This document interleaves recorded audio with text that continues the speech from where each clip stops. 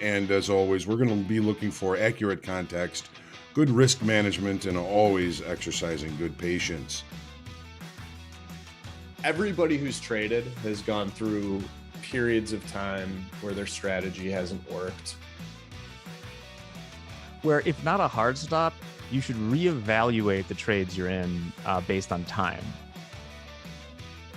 That's what we're here for, is to put ourselves in the best success. A trading routine does that, builds that habit, lets you know what to work on, what to reflect on, and what to improve on the next day.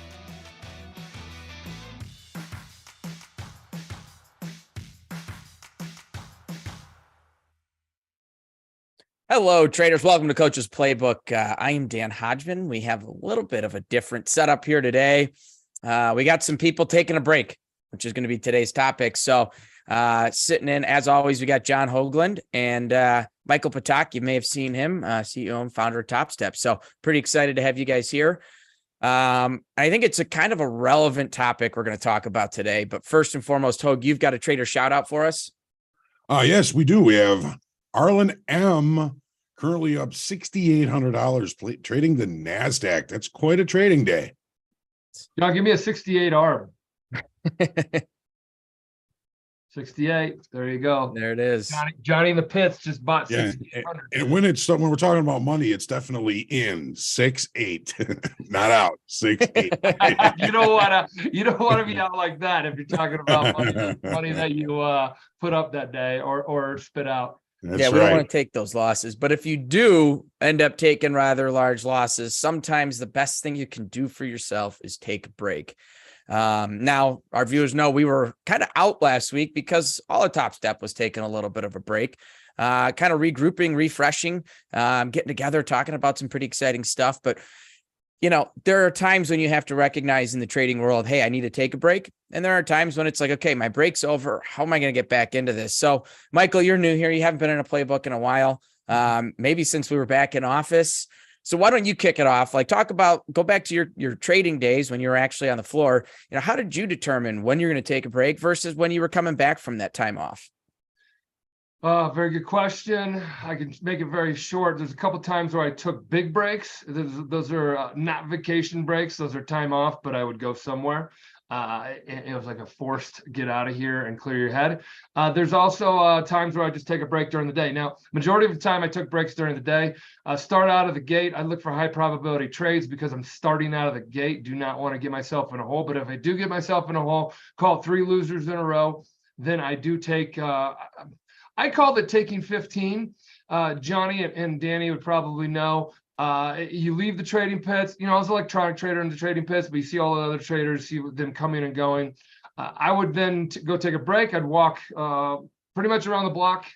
I would go, sometimes I'd walk all the way to the river. That wasn't that far. And just like, boom, come back and clear. I believe I would have a more clear head. And then it was still, my emotions would still be there on the 3 losers. But they weren't as heightened. I think my on tilt would dilute its power over my, clicking or my behaviors. So I'd come back. If I saw another opportunity that was a high probability opportunity, I'd take the trade and I'd start to chew myself out of the hole a little bit or dig myself out of the hole a little bit. And I was kind of looking for getting back to break even. That was my take 15 break. I really encourage people to take 15. It clears your head, make a sandwich, take the dog for a walk, go walk to the river. Don't jump in the river. And then the other one was I lost like my whole month. I lost my whole month in like a day. And I remember I was trading during roll. You don't trade during roll, heads up, probably not a good time to trade. And rolls when the front month becomes rolls off the board and the back month rolls into the most actively traded product or month at that time. And I went and took a break. I flew out to Hawaii and stayed on my buddy's couch for about 3 weeks, almost a month. It was about a month. I was at that point where I was like, putting up a good year, but then like I gave away a month and I was really bummed at myself because like that's a good month, but I wasn't going to force it because I knew at that point in the year I wanted to book that year as a good trading year.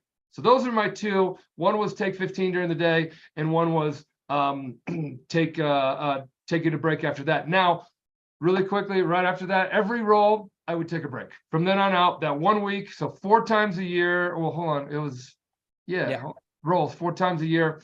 That I would plan some trip for that week. I wouldn't really stay in Chicago. I'd go somewhere. It was my gift to myself as a trader. You need to balance your work life. We're traders. We should be able to have that freedom. I know when you're gone, you don't make money, but also during roll, I always lost money. So just look at the days you lose money and try to stay away from those days. Friday was another one for me. Stay away from Right. Friday. And sitting on your hands sometimes is the best trade you can take, even if it's a few days off. You know, Michael, you alluded to it, but when you had that big loser and you took some time off, you went to Hawaii, you know, what was it that helped you realize those losses? Let's use some trading terms here. You realize those losses. What was, you know, when you returned from that, what was your mentality coming back from that time off, realizing those losses and moving forward? Trading 101. I started back on one lots. I call it trading 101. Anytime you take a loser, call it a big loser in a day, just go back to trading small and then build it up, chip it away. And then what do they say when you're cold as a baseball player? You just need to get on base, find a way just to get on base. Base hits win ball games. You can bunt your way to first base. Yeah, it's not glamorous or sexy, but your whole goal is to get your confidence back into the sweet spot of not timid. Timid money doesn't make money, and overconfidence is going to blow up an account at some point. So as a trader, trading 101, that's what worked for me, and just coming back to trading small and keeping my loss limit small until I started getting a better daily trading average. And then I would move my loss limit just a little bit. And then I would get back into where my sweet spot of kind of average daily profits would be. All I can think about is that you guys have seen it. Tin Cup, when Kevin Costner's got the shanks. Close up the tournament. You know, turn the hat around, take what's in your left pocket, put in your right pocket, get out of your own hat a little bit. You know, sometimes you got to do that. Even trading, you know, you get the shanks. Then you got to change it up a little bit, try something different, get your head, you know, out of the weeds a little bit, bring it a little bit higher focus and just do what you know what to do. Hoag, you had it a little different because you were not just a trader, you were broker as well on the floor. Like, you're doing both sides of this. Mhm. Makes it a little bit harder to take that break. How'd you go about it? Well, I mean, you chose times of the year when you figured it was going to be kind of slow. 4th of July, Christmas, just to try and get away. It also made it more difficult as a trader. You know, if you were struggling as a trader and you're also a broker, you really were kind of stuck in that spot. And I like what Michael said about, you know, going back to 101.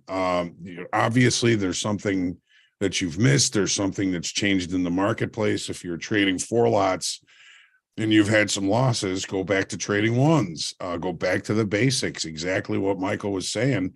Even after some time off, I think it's important to kind of reacclimate yourself. You know, we were off for 3 days, and I came in yesterday and I pretty much did nothing. I just kind of watched to see what may have changed in the marketplace. How is the market acting differently, if it is at all, before really kind of getting involved. Johnny, I like that, being a spectator right when you come back. You get back into, it's like you're a musician. It's like you don't jump in there and you're playing without warming up. You kind of get a feel and strum the guitar a bit and see how in tune you are before definitely have to warm up. Right. But Dan, you and I both came from trading families. We went on vacations without my dad because he was afraid he was going to miss something. Mm-hmm. And to a degree, I don't think that that's very, very healthy. And, you know, there were probably other factors that he was, hanging around down at the bar or something. And, didn't have his family around, so he didn't have to worry about it. But, he had a hard time stepping away. He always used to say that, he loved it so much that even if he didn't make money, he would be still going back down to the trading floor. Healthy or not, debatable, but you got to take time away. You really have to. It becomes so all encompassing and so important that if it was a forest, you couldn't see it because there was a tree in front of your face, right? You got to let go of it once in a while. Hoag, it's funny you bring up, going on vacations without our dad because, work's going on. My dad's got a funny story, and I won't say it very well, but he was dirt biking out in Moab, with no cell phone, but they had satellite phones with them. He would carry a satellite phone with him when he'd do these big vacations, and something happened and he had to get back to work. And he got to the nearest town on his dirt bike. He left the dirt bike. He got into a mail carrier plane that would come out into the desert and drop off mail. And he was like, it was a 50-year-old, like, shaky plane. He's like, they gave me a ride to the nearest airport where I got a red eye right into Chicago, because I landed at O'Hare. I hopped in a cab. I went to the office. I, got an hour of sleep on the couch and I was on the floor. I mean, that was how it used to be. And I think it's changed a little bit too, right? Like, we have this freedom, especially in the retail side, right? We can get flat when we're struggling. Right. We can get out of our positions. We can step away. But I also think there's, you guys kind of touched on when times were tough, taking that step away. There's also a really important thing to take some time away when you've been crushing it. Yeah. There's a limit. Only you know what that is on your own. There's going to be that point where you're like, God, I'm pressing my luck. You're hitting it at the blackjack table. At some point, you got to look at it and go, all right, the stack of chips has gotten pretty darn high. I need to lock this in and just step away. I think trading's very similar. I call it shutting it down, but taking a break, shutting it down, and stepping away and getting away, whether it's to clear your head. Even when you're doing really well, you can step away. Like if you're on a really hot streak, there are times where you're just like your batting average is incredible all day long. You're hitting it. You kind of, I call it carving up the market.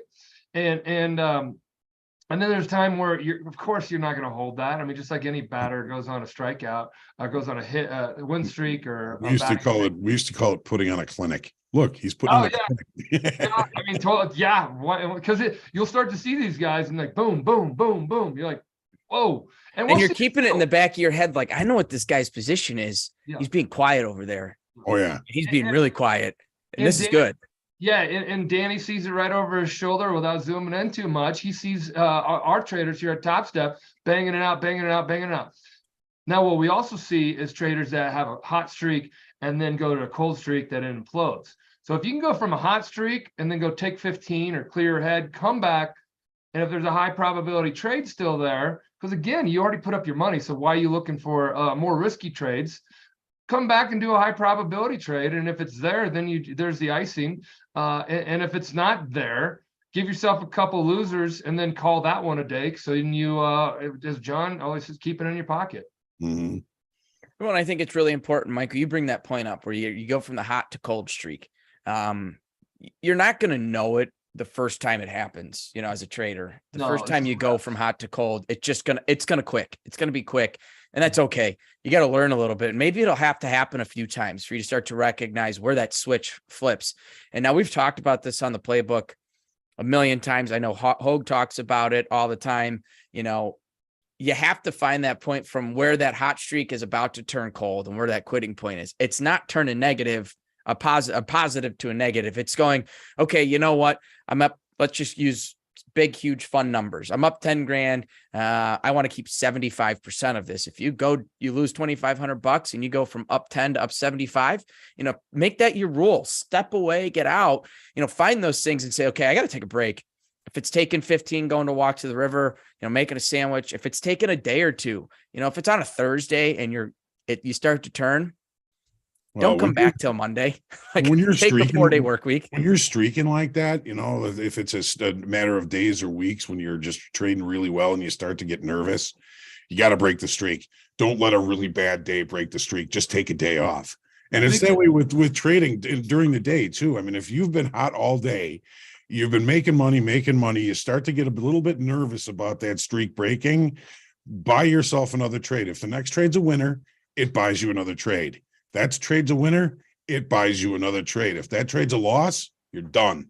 Yep, you're done. Speaking of streaks, I recall just talking about streaks right now. I remember going in the trading pit, we talk about days. You didn't know if the guy was up $10 or 10,000, but there's winning streaks. I had a 21-day winning streak. Another guy had like a 30 or 40-day winning streak. That's incredible. Now, those are the pit days. I would say trading, the electronic days, that's pretty, it's attainable. Sure. It's wildly attainable because you can call a winning day up $1. You should call winning day up $1 because you didn't lose.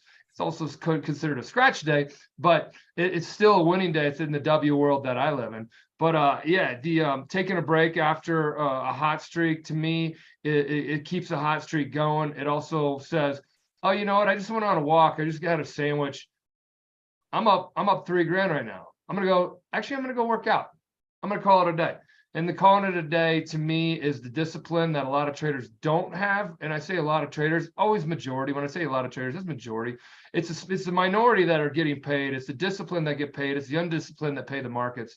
So how do you become disciplined? Well, dilute the value of FOMO. So if you're already up $3,000, sure, you're going to be like, well, I'm on a hot streak.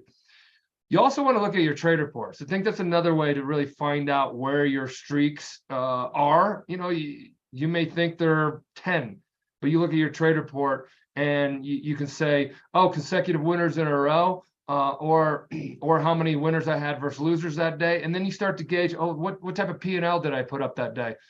Okay. So when I do this and so I should shut it down after 3. I should shut it down after 4. You find your little window and then you do it and you stay disciplined to that step away, take a break, and then see how that works for you. Because again, the game of trading is also not trading.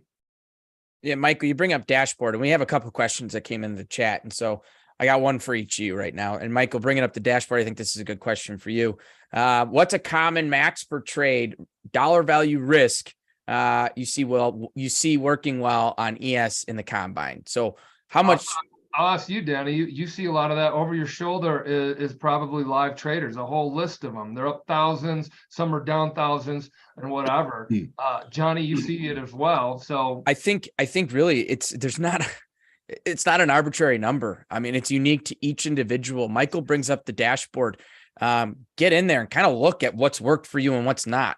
I think that's where, we have people have an idea of like, because the combine is specific to how much total risk, what your rewards got to be, right? And I can totally appreciate that.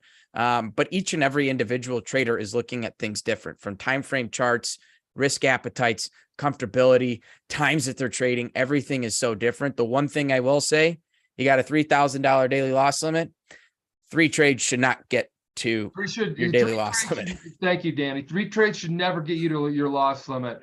Find out what it is. 5 in a row losers, man, you're cold today. Or you're just not seeing it. You're not in tune, or the opportunity's not there and you're forcing it. For me, I'll go back to base hits.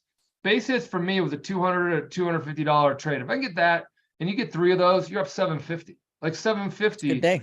Yeah, or if you just round it up to 1,000, let's say, that's $5,000 a week. That's $250,000 a year. Like, let's be honest here, that's a shit ton of money.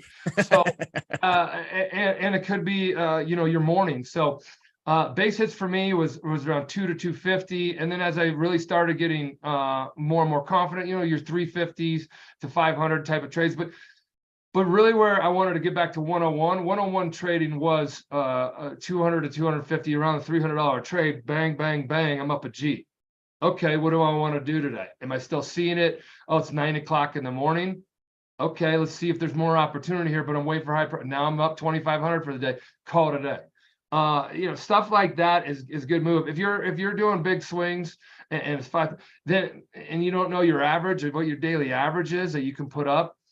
I think that gets a little dangerous. So the longevity starts to struggle with the big swings. Lower your expectations, focus on base hits being attainable. Base hits are attainable. The game of baseball is like go to first. That's like you can get there multiple ways. You can get a walk, you can get a bunt, or you can get a base hit. So try to get to first base, but also define what your first base, your base hit is as a trader. Yeah, that was what my dad always told me. He was pretty good at this. And he said, singles and doubles are all you need to make a hell of a career. You can be a Hall of Famer. Shit. Mm-hmm. I mean, like Hall of Famers bat 300. What's the Mendoza line? Remember the Mendoza line? Like 278. Look it up. Mendoza's a guy. You can look it up on Wikipedia. There's the bottom level of like, he's barely in the league, barely in the professional league, but he's still, I don't know if he's a Hall of Famer. That's a good question. I don't know. But, while you think about that one, Hoag, I got a question for you. I feel like you're going to like this one because I know your answer, but I'll let you answer it. I'm that transparent. Well, I've talked to you about this a lot. I think we've even done webinars on this exact topic. How do you guys feel when your trade enters a break even? Do you adjust your stop to break even? To me, that seems like a faulty mentality to have. So you get up, do you bring that stop to break even? Which this viewer here says that seems like a faulty mentality to have. And I agree. It's a faulty mentality to have. You get in, you put a trade on, you put your stop in, the trade starts to go your way. And I get it. It's very comforting and comfortable to put your stop to break even +1. You've taken the risk off, you've paid the commission, right? But the trade is still valid. If price comes back to your entry level and takes out your stop there, and then you get to watch that trade play without you, it's just brutal on your mental capital. You got to stay in the trade until the trade is proven invalid, unless there's some sort of new information that comes into the marketplace. I'm not a fan of moving stops to break even. At some point, if you've got a big win around, you're going to want to protect some of those profits, of course. But it's one of the things that people have asked me most is, I put a good trade on, it goes my way, I move my stop up, it hits my stop, and then I watch the trade play without me. It's like getting slapped in the head twice. Yeah. I've always heard just that same point. If all the reasons why if all the reasons on why you got in are still there, you keep the trade on. If you're trying to be like, well, shit, I don't want to lose in this trade. Well, now you're changing your whole mentality. Now you're why take the trade in the first place? Why take the trade in the first place? You should have just put the trade in the first place and put it, if it went a tick higher, put it at a stop. If you're going to play that game. So where does that game? John, it's what a trader says.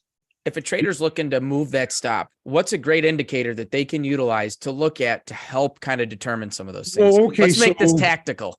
Okay, so depending on your time frame, let's say you're in a trade and you're on a 5-minute chart. You've got the market one time framing, you're long, it's one time framing higher. Many people are going to take that stop and put it below the low of the previous bar, which there is a caveat to that. A lot of traders do that. So algos sense those. They know those stops are going to be there. So instead of putting your stop just below the previous bar, put it a little bit lower. Let them take out those stops below there. If the market's really going to come and take your stop, then you're out of the trade. But if you get stopped out where everybody else gets stopped out, then you're going to watch the trade play without you. Then you're part of the majority of people that fail in this business. So it's about being the minority. You see it all the time, John. You get you see a little wick that goes down and just a little bit further one, and then it goes higher. And that's what takes everybody out. And then, so we know most people aren't going to make money at this. If we're doing what they're doing, what can we expect? Be smarter. Be smarter than the average bear. So take a step back. Don't trade. Watch the market play out, and get better, get more in tune with what the market's telling you. Like my dad always, he's NASCAR and all that. He wasn't in NASCAR, but let the race come to you, Junior. Let the game come to you, Junior. And trading, let the markets come to you. And if you go to the markets, you're telling the markets what you perceive. So taking a break, steps away, comes back, or you take a break and just go hands off. And however you want to do hands off, you could put the mouse in the drawer or whatever really quickly, and you just sit there. I have a screen right here, and I'm talking to you guys right here, and I can just sit there and watch. If it's 15 minutes, sit there and watch. That should also dilute the FOMO feeling. Your whole job too is to start diluting some of these feelings that control your behaviors, because you can't control them. So you got to dilute them and at least understand what the market's telling you. So taking a break is a good way to do that. No trading is a trader learning how to trade too. Absolutely. I like talking to you guys. I just made 10 points in the S&P. You're talking. Well, at the end of the day, it is ripping higher, so you're probably long. So at the end of the day, it really comes down to, taking breaks is really important. It's vital. Your job is not to trade, but your job is to grow your account balance. And that's the whole mentality here. It's not about being right. It's about being profitable. It's not about how many trades you can take, but it's really about how many successful trades you can take within your strategy and continue to grow those accounts. As we kind of wrap things up here, and before I kick it to Hoag, Michael, any last words? Just get a Post-it note is what I used to do. Get a Post-it note, take 15 on it, And when you do it, slap it right over your whatever it is that you look at, as far as like wanting to get you in a trade as the dome, whatever it is, or just minimize your screen. Go take a break, learn how to take a walk, learn how to do push-ups right next to your thing, and burn off a little frustration, via there you go. Here's my sign. I got the Peloton on the other side of my desk. If I need to take the break, I hop on the bike and do a 15-minute ride. There you go. Yeah, you're gonna burn off frustration, and they call it, hey, go cool down, buddy. Like anything. You get pulled to the sidelines when you start a fight on the football field because, like, you're getting beat. Maybe you're getting beat. Maybe go to the sidelines. There's a reason why Tom Brady looks at a damn iPad, whatever, and the sidelines, because he's seeing the defense, and he gets a little bit smarter. That's taking a break, however it works. Now he probably goes in the next play, but hey, you're not Tom Brady yet. Right. All right, Hoag. Michael, thanks for joining us. Hoag, you want to bring us home? Sure. Time off. Equally as valuable as the time you are in the markets. Rest up, be ready. And then make sure you take a good assessment of how the market is acting and treating when you come back. Guys on the trading floor used to have a big week. They'd go buy a car. I like what Michael said about, a win streak on electronic trading. I don't think I've been anywhere near as successful as for like winning streak day over day as I was in the pit. It's a little harder now, it seems. Give yourself the opportunity to succeed at it. It's not easy, but so many more people could be successful at this. That's our goal here, is your success. So get out there and profit, traders. And add what we talked about today to your playbook, because that's what we're talking about right now, is adding things to your playbook, honing your playbook, and get yourself in the best position that you can go out and execute at a high caliber level. Awesome. Well, everybody trade well. We'll be back next week with another coach's playbook and probably a different batch of people sitting here.